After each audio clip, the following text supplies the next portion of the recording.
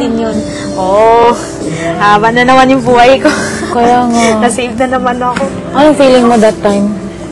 Siyempre, sobrang ano ako. Oo. Fighter yun ba? Oo. Song ko na fighter. Yung hindi ko din napanood. Kaasar. Kasi every time uwi na ako ng bahay, ano na, 1 o'clock na AM. Dahil nagbabasa? Dahil may yung sa org namin, planning, ganyan, for the next projects. Maraming projects actually. Pero President ka ba doon? Ha? President? Hindi, member ako, pero super active.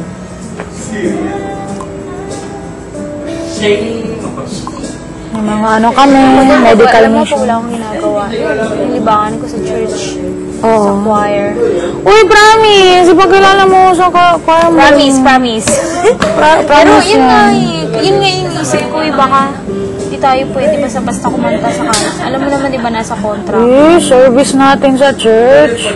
Talaga yun yung bago pagpasok natin, in-explain na sa atin ni ate. Sino ba yun? At si Ma'am Bile. Ay, sorry. Ano ba yun? Si natin? Assistant. Ano siya? Handler. Ha? Handler, oo. Ma'am Bile. Bilet? Bawal magsabi ng names. Sinabi ko rin. Sa lahat siya ang dapat mong alawanin. Siya yung natin. Nakatingin siya. Sino? Si Megatron. No, sorry. Yun, sabi nga daw niya, hindi mo mawasan, may mga kaibigan, mag-i-invite, may mga pinagkakuntaan ng loob. Pero bawal din daw talaga. Sinasa kontra. Pero diba, nung sabi niya, okay lang daw pag birthdays, private occasions. Private. Okay lang daw. Pero kapag may media na daw kasama, ay wala. Hindi na daw pwede yun. Sana, wish ko lang, yun, nakanta ako sa, o diba, kapag choir naman, sa Malati Church. Kasi every year. Record namin ni Sir Gonet mamaya! Oo. Talaga. So, makakanta.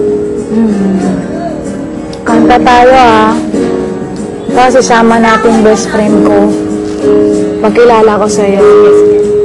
Sa'yo niya pala Oo ba? Mag-explore tayo. Correct. Nakakatuwa, hindi ko akalain. Grabe, ano na tayo. Uy, pasensya na ha, if nung last time, parang nataasan kita ng boses regarding kay Bunny. Ganun naman talaga pag ganun. Kasi ang emotion ng tao. Hindi, kasi naging concern na ako sa'yo talaga. Siyempre, kaibigan mo ko. Gusto ko lang mo ba? Parang, gusto ko lang naiipon na rin yun. Naiipon na rin kasi nung nasa kwarto din, binagsakan niya din ako ng pintuan.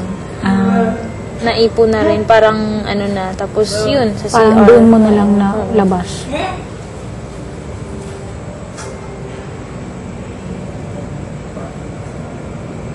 Sige, tapos na yun. Tapos na yun. Wala na. Sorry, basta sorry. The shadow of a smile. Smile. Ba't parang amoy ito? Oo nga. Sabihin ko pa sana. Sabihin ko pa sana, yung mutot ka. Ano ka? Ang bango-bango ko ngayon. Wala na. Correct. Aray!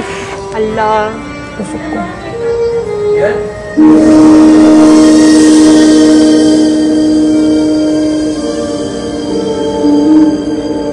Narito ko.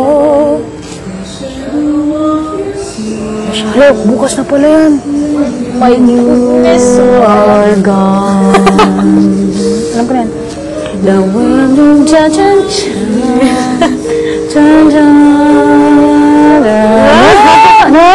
Alam mo, Boy, ano lang siguro, nung Saturday, hindi ka lang naayusan ng isa dress. Ayoko. Ayaw mo talaga ng dress. Halata. Sama ko. Ang bangin sa'yo, binigay. Dapat yung mga dress mo yung tulad mo sinusuot ni Frenchie D. Kaya nga. Totoo lang yung pagtingin ko. Depende yan sa attire. Careful, next time. Depende talaga sa attire.